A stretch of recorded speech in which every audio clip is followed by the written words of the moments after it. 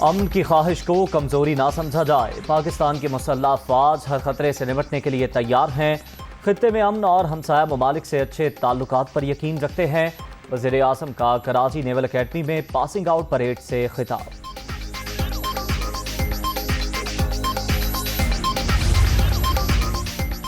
Imported حکومت نے پاکستان کو تباہی کی طرف دھکیل دیا، اپنی چوری بچانے کے لیے نیب ترامیم کے ذریعے انصاف اور احتساب کی قبر کھود دی گئی، یہ کامیاب ہو گئے تو ملک بنانا ریپبلک بن جائے گا، عمران خان کی تنقید۔